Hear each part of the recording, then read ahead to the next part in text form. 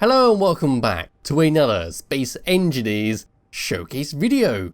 In today's video, I'm once again taking a look at one of your designs that you've linked me in the comments section of one of my videos. And for today, we're looking at something quite unique. It's a floating platform that can double as a bare-boned base called the SkEYE Deck, which is this lovely thing right here. So it's hovering thanks to those atmospheric thrusters. It can use hydrogen thrusters, but unfortunately I ran out of juice when taking a look around this before I started recording. It's got batteries, it's got reactors, it's got solar panels, so we can stay floating for a nice long time. We've got plenty of rocket and gatling guns all the way around the edge, and we've even got a fairly large pad to sit a fairly large ship. Pressing F10 and finding it in the spawn menu, it's 2,528 large blocks, using the decorative block number 1 and 2 Frostbite and Sparks of the Future DLC packs. It uses no mods, and it does have a fair few scripts on it. So where do we start with this thing? It's quite an awkward thing to showcase because the cockpit is all the way down here below.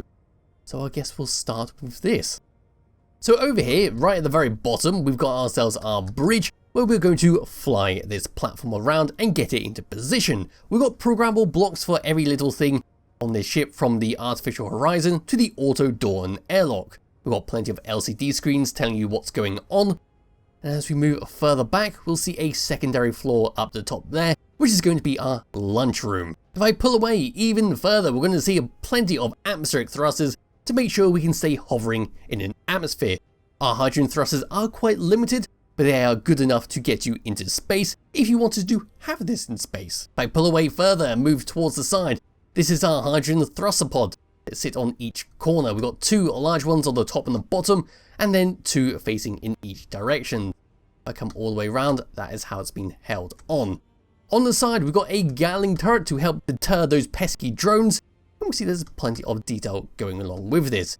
So we've got catwalks that go all the way around the outside to make sure you can reach every mortal thing and repair it up if it took damage. Solar panels as well are present but are not needed, unless of course you don't have uranium or your uranium supplies are short. And as we move along the side there, we see our catwalks going all the way along. Some are rocket turrets, some large atmospheric thrusters in the silver skin. And moving all the way around over to here, we'll be able to see the sides of our lunchroom, the sides of our living quarters, as well as down there, the side of our bridge. Over here, we've got a doorway to get in and out, which is going to be what we use when we're on the surface. Just hop in and hop out without needing to fly all the way up to the top.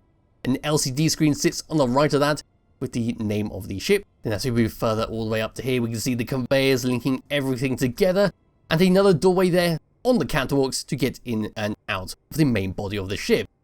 Moving further along, we're going to see more of the same. We've got our rocket turrets there, there's another gatling turret, and there is another hydrogen pod.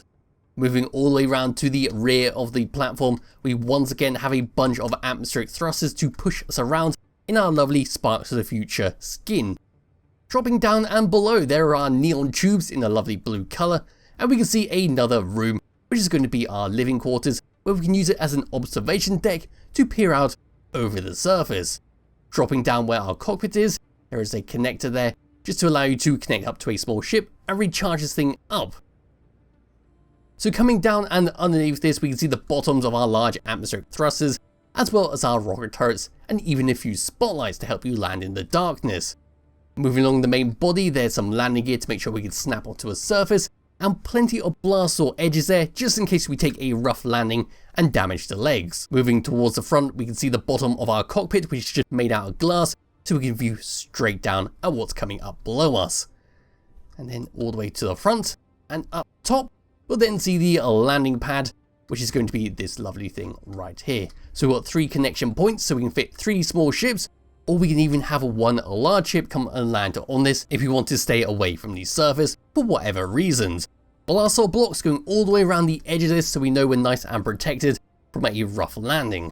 Catwalks are present once again with stairs going down below the deck. If we were to drop down and come underneath here, we'll be able to see we do have a small little walkway with some very fancy skin on the floor, and orange doors which allow us to go further into the ship.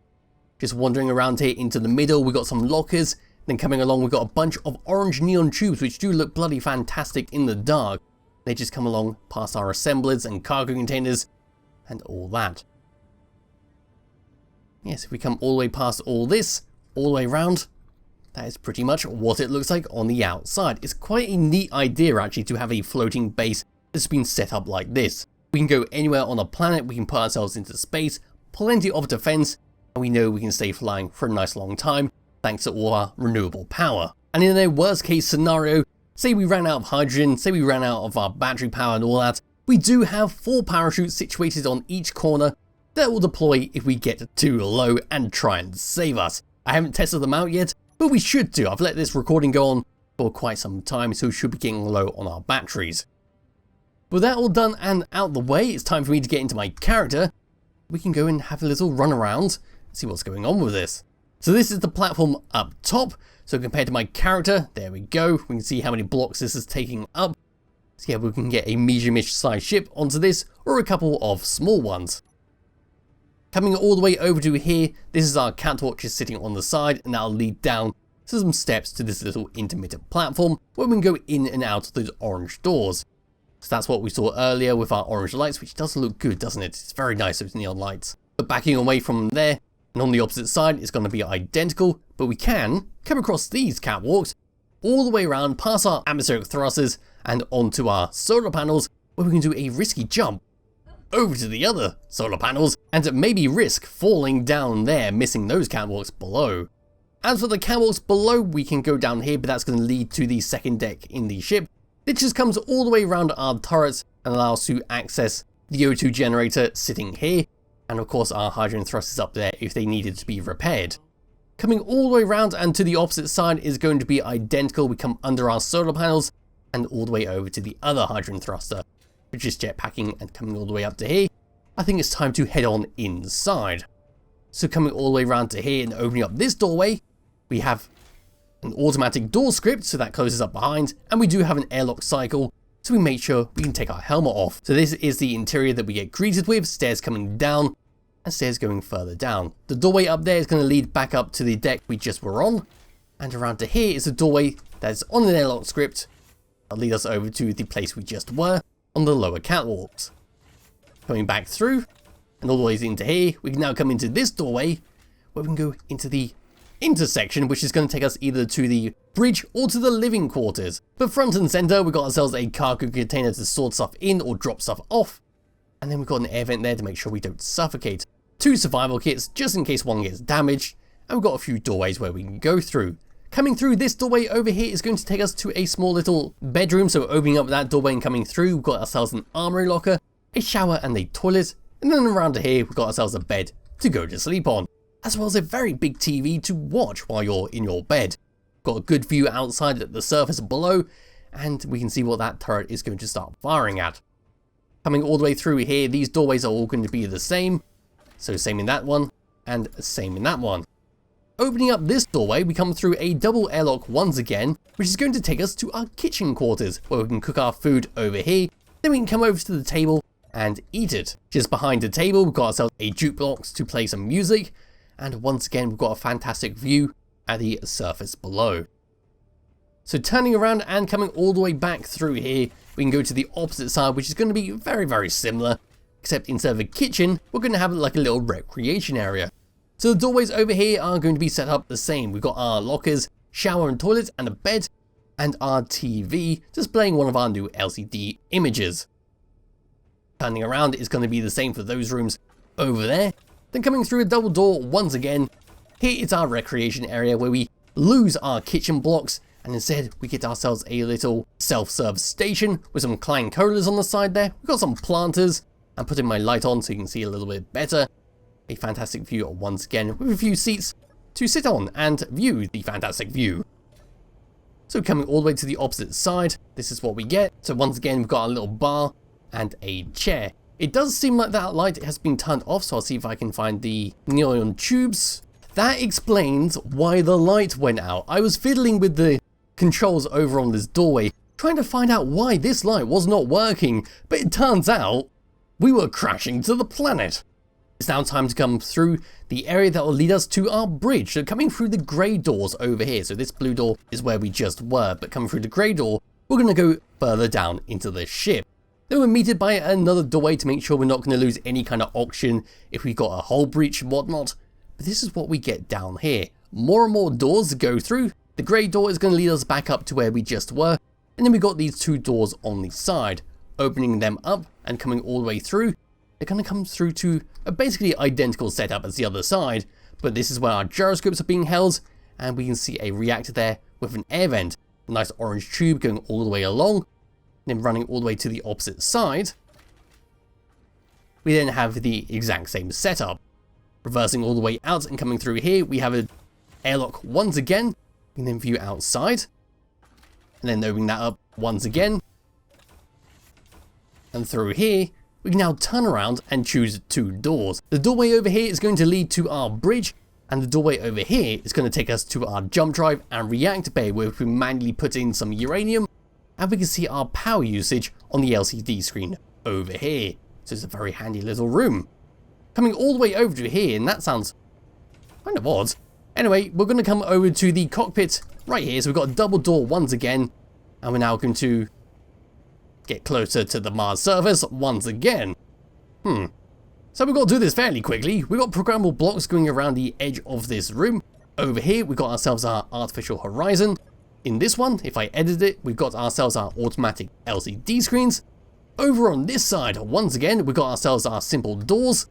And on this one, we've got our power tracking LCD screens. So this seat over here has got a few controls for the guns. We've got the master control, which is going to turn them all off and turn them all on.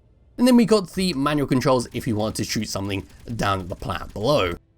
8 and 9 is for manual turning off the rockets or the gatling guns in case you want one turned off and you don't need them. Yes, coming out of that and coming to the seat all the way over to here. We've got controls for the connectors on our pad all the way at the top. We then also have controls for our refineries and our assemblers to turn them on and off. And that is that for that seat. Coming all the way over to here, this is our LCD screens, which is telling us our battery power and our reactor power. And over here, we then got our cargo use, our hydrogen and oxygen. You can see that our hydrogen is going down at quite a rapid pace. So we should be relying on our atmospheric thrusters, which is what I was testing before with the second vehicle.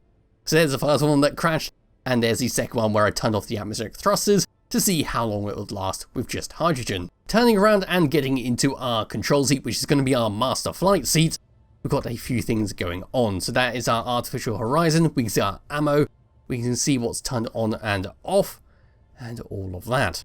But yes, bringing up the HUD, we then got a autopilot control in case you want it to fly to a specific location via a GPU coordinates. Controls for our hydrogen and our atmospheric, so we can turn off the hydrogen, and we're going to be floating perfectly fine for the next 8 hours. Turning off our atmospheric thrusters, well, that's a slightly different story, because we're just going to run out of hydrogen at quite a rapid rate. Number 4 is to view straight down near our landing gear, and number 5 will be to lock or unlock our landing gear. Number 7 is for the controls for all of our turrets all the way around the ship, much like our other flight seat, and number 9 is for our jump drive in case we need to get away from an area in an emergency. On tab number 2, we then got controls for our connector at the very bottom and a camera to help lock it up. Number 4 to turn on and off our hydrogen thrusters, 5 for the battery to auto or recharge, 6 for our antenna, and 8 and 9 is for our parachutes. But that is it for that. It's a fantastic design, and it's a great idea in general to have a floating base like this with a large docking pad on top, so you can store your miners, your fighters, or even a large transport ship, and you can use this as a mobile base that can move into positions of areas where you want to go explore or go mining. But to finish off this video, I feel this one should join the rest on the Mars-like service, so it's time to turn off the atmospheric thrusters and to let it go all the way down. And here we go, the land is getting very close. Let's just come all the way over to this little balcony part here, and we are now going to go and greet the rest of the ships. So the parachutes have not deployed. Oof, that was a crispy sound, and look at that hole it left. Wow. Okay. That was a lot more impressive than I was thinking.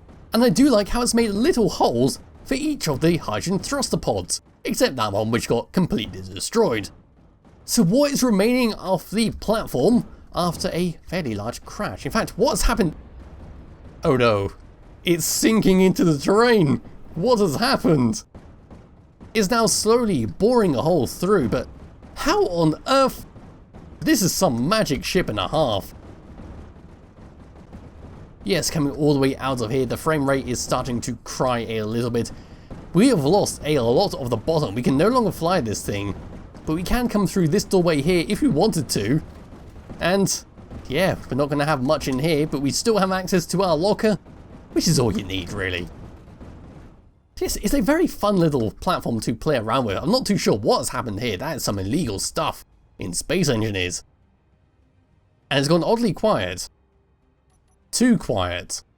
But yes, that is the SkEYE Deck platform. It's an absolute fantastic thing to play around with, and there will be a link to it in the description below, along with the Skybox I have been using. So thank you all for watching, and I'll be back with another video some point soon. Bye bye.